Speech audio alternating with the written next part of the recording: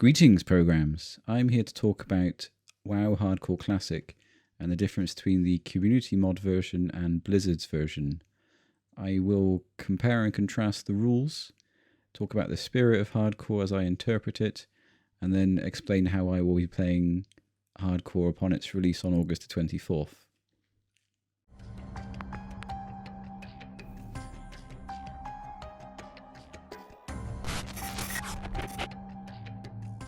So here are the rules as they stand for the community mod, the most recent rules that I could find.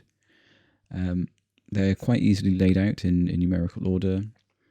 The main one is, of course, rule number 1. You have 1 life. If you die, it's game over. Then they talk about the add-ons, and the add-on is required for the hardcore mode, which they have published.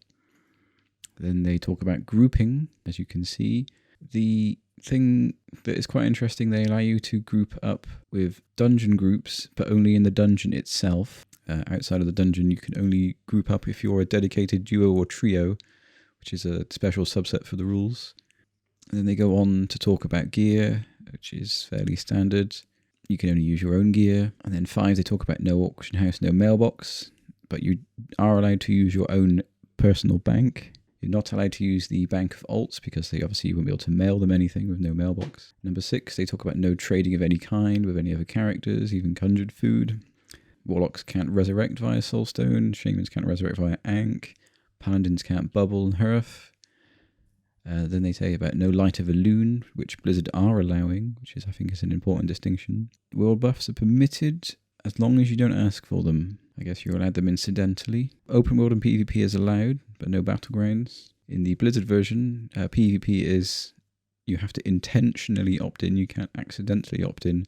There are no battlegrounds except for war games. I don't know why you'd want to do that though. And then they talk about the upgrade versions which won't exist on the Blizzard ones. And the auto unstuck is basically a free Hearthstone, which makes sense. So here they have their post about the rules for WoW Hardcore. They talk about death being permanent, and PvP being opt-in, which you have to intentionally do. Can't accidentally click and attack a PvP flag target. They then talk about battlegrounds being disabled apart from war games. They then talk about how they've altered some of the quests, which include PvP ones. And they also talk about ghost quests, which they've altered to make them that you no longer have to die to complete. They talk about how they've set a hard limit for leashing mobs, so they can no longer be leashed outside of their zone to stop certain mobs being pulled to other places and killing all the low-level players. They've introduced a 24-hour clock for anyone who isn't level 60, the maximum level, because in the community mod you can only do a dungeon once before you're 60, so put it in once a day to stop it from being spammed, I suspect. They've removed the buff and debuff limit, which I think is more of a technical thing than it being to hardcore. They probably should have done that on the actual vanilla classic ones. Then they talked about how they fixed the bubble for paladins for hearthing. They talked about warlocks and shamans no longer having their abilities, so they won't work at all. So that basically stops people from having the choice to ignore the rule in some capacity. They've introduced a new feature called Duel to the Death, which is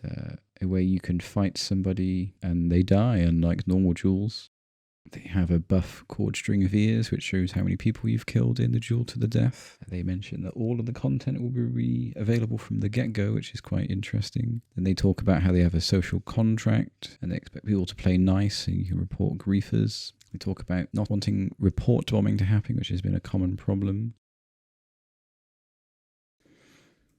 So there are the rules laid out side by side effectively. I will of course be bound by Blizzard's rules, as they are hard set. I won't be using bank alt. I don't think that's fair. I want each of my characters to stand on their own feet to an extent. I think everything they scavenge and earn they can do as they wish with other players, but not in between my own characters. I don't think it's fair. I think that's where I draw my line in the sand. I want them to gather their own materials and do with it as they please.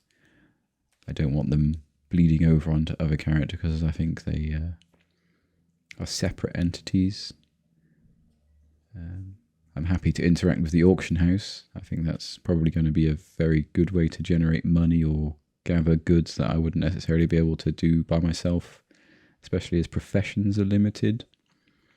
On the mod, they want you to generate what you can from your own professions. I think that's a bit too restrictive.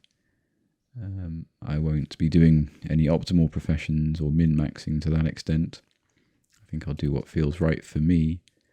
But apart from that, that's where I stand.